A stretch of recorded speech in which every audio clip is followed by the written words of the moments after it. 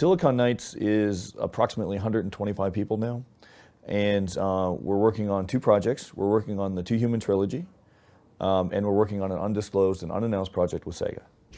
We don't believe in outsourcing, and generally we're all about having everyone within the studio. We're actually working on 3 projects, and why I say that is the second 2 Human is now underway. So we're going in parallel. So if you're going to do a true trilogy, you really have to do them in parallel, because we don't want 4 years between these. We want to hit them all at the right time. So 2 Human, you play a cybernetic god, you play the cybernetic god Balder, and you're charged with the defense of humanity against an onslaught of machines and giants attacking, trying to eradicate all mankind. And really, where it gets its title is, even though you're cybernetically enhanced as a god, there's all the other gods in the pantheon, and we deal a lot with Norse mythology. They're always telling you that you need to cybernetically enhance yourself further, and basically telling you that you're too human in order to fight these bigger and bigger, or larger and larger, creatures. You have to cybernetically enhance yourself further. So we leave that choice to the player, and that's how the story starts. I think with any good, solid, role-playing mechanic, there's trade-offs for every decision you make. There's pluses and minuses. There's some advantage to min-maxing, and there's some advantage to being balanced. So the player will have choices, and there will be significant effects on gameplay, depending on how you're going to do things. The storyline's been together for a while now. The actual script itself, we're in progress of writing the actual lines for the script, but the story's been like, we know exactly what's going to happen. Yeah. And we have already gone into the studio for the first one, before Christmas. And however, with 2 Human, there's several levels of script. So we've got the primary stuff, which you primarily saw in Eternal Darkness. So it's like the sort of the cinema stuff. But then there's stuff that's secondary and tertiary. So you have some of the stuff that happens while you're playing the game. You have some of the stuff that you're going to explore, sort of secret areas and other things. In a sense, almost like I would describe it. I don't want to talk too much about that yet, but almost like DVD material. So there's going to be a lot. It's when we think about 2 Human, we think about it for so long. We want to create a very rich universe. We want people to really be able to dig in to the mythologies and to the world that we've created. We want the sort of total experience for the player. So we're working towards that as best we can with the content. Deciding where we're going to cut the trilogy really came down to several things. We wanted to make sure that the story was self-contained. So we feel as a group, one of the worst things you can do is to say to be continued. Obviously it's going to be a trilogy, but we want people to play the first game, feel that was a complete experience on its own. And I think if I was to criticize Lord of the Rings as a trilogy and as a movie, one of the biggest complaints were the people who didn't read the series. I read the series. But at the end of Fellowship of the Ring, people are like, nothing's resolved. And we want to have plot lines that are, arcing the whole trilogy.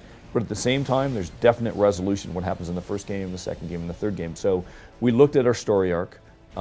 There's so much. There's a lot of levels to it. But we took all the content that we had and we said, what's the best way to basically, structure it for the player so they get the most enjoyable, complete experience with each one. And so that's how we did it. We've got a lot of levels to the game.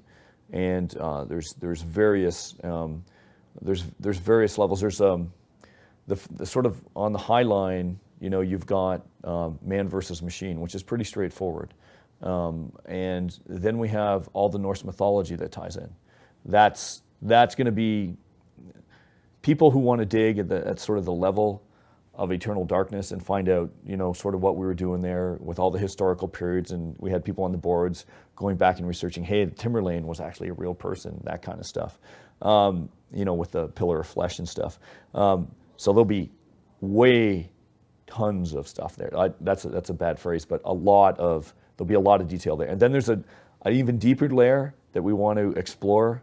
And the deepest layer is really about what makes us different from machines, what separates us from machines, what defines the human soul. And these are all sort of the layers that we try to put together in the total content to really give the best experience possible.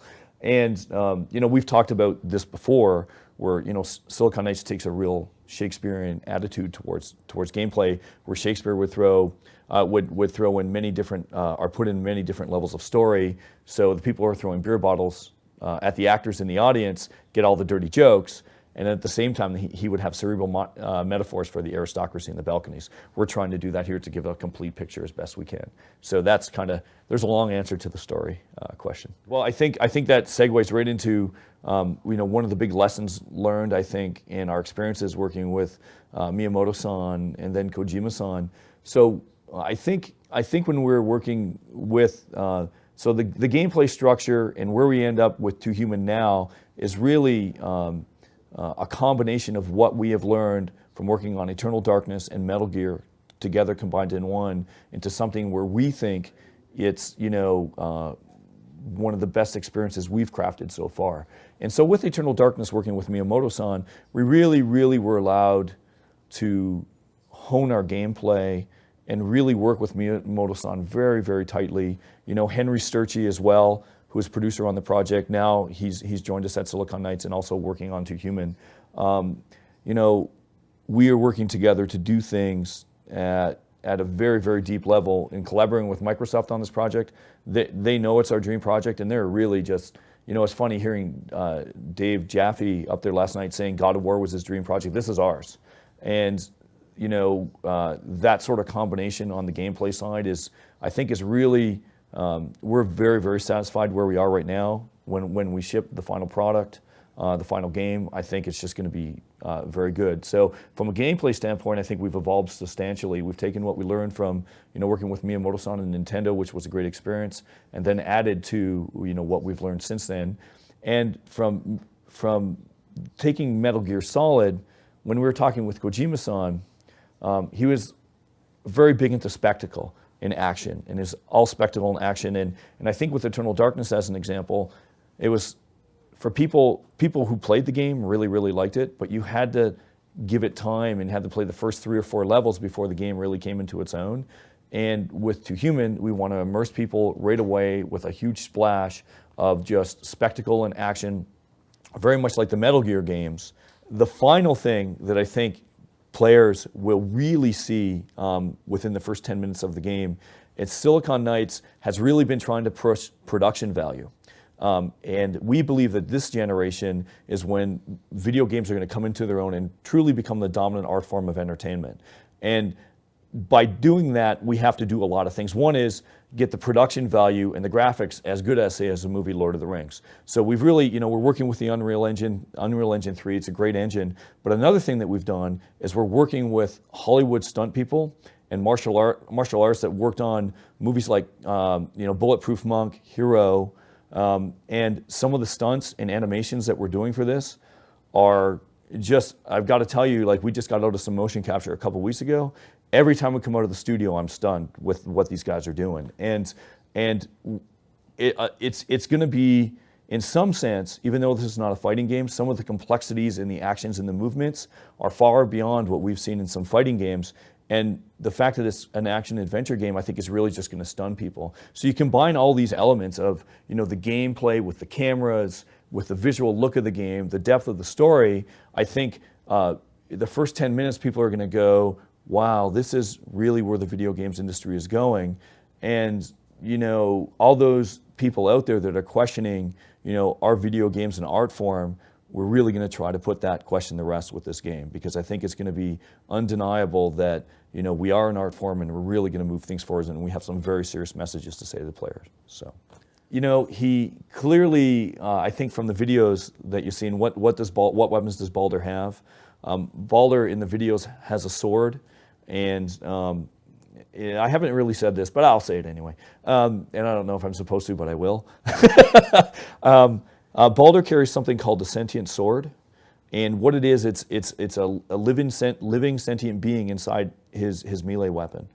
And when you start to see more media float around, what essentially has happened in the mythologies is they've captured this sentient machine, put it into a sword and captured it, and now using it as a weapon. There's very, very few of these sentient weapons, but they are around and they're very dangerous. Baldur has that. He also uses guns.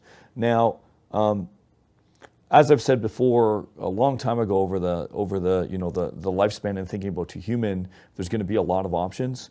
So there's also going to be a lot of options with the weapons in the game as well. So there's not necessarily just going to be swords. There's going to be a lot. So you've seen pistols and a sword right now. Expect a lot more. I think, certainly, as we talked about with spectacle and, getting people into the action right away, I think people are going to see a hybrid of something they've never seen before. And, we've had a couple people recently at Amsterdam say, is this going to be the next Halo or something like that? Kind of looks like it. And we're definitely not going to be Halo. We're something else. But what we are, more than anything, I think, is an action game with more depth than anyone could have possibly expected. And it is going to be fast, it's going to be quick, and people are going to look at it on first glance and just go, wow, this is really, really fast-paced. But at the same time, there's going to be so many different things, like you combine cybernetics with, weapons and different guns and different loadouts and different enemies. It is going to be very involved. Now,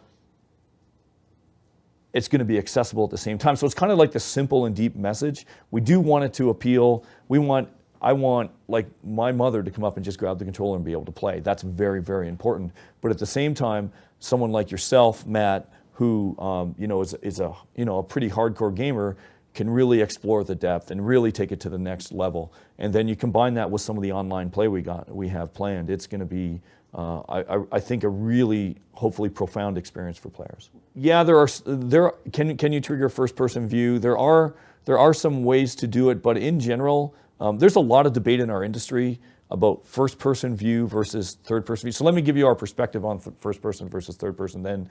But the general answer is no. But there are ways to do it if through different types of things and mechanics that we're not ready to talk about yet.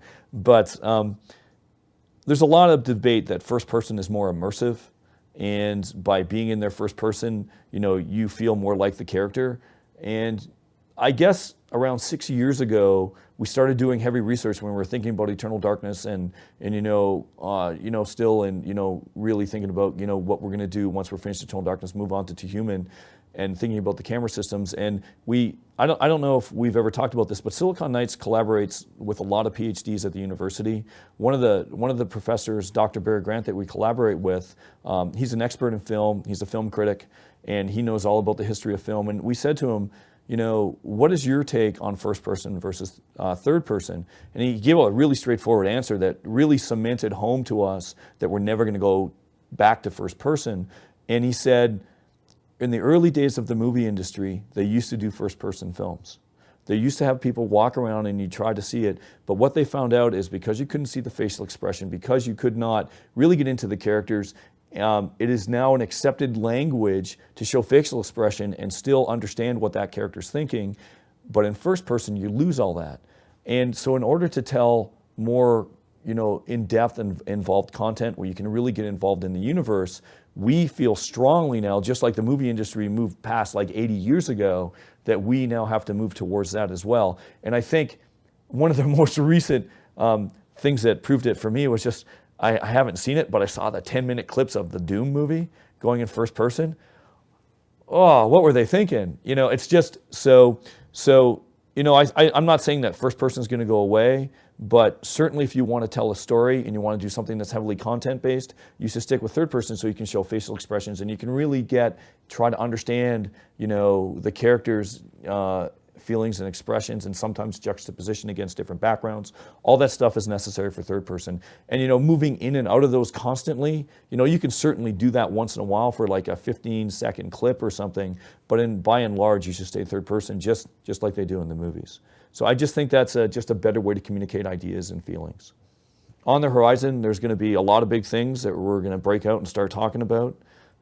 We have, for all the fans following To Human, we have put every single effort and all of our willpower into making this absolutely the best thing that we have ever created. And we're working really, really hard to try to make sure no one is disappointed and it goes beyond everyone's expectations. And, you know, I look forward to interacting with people on the boards, which I'll start doing much more very soon.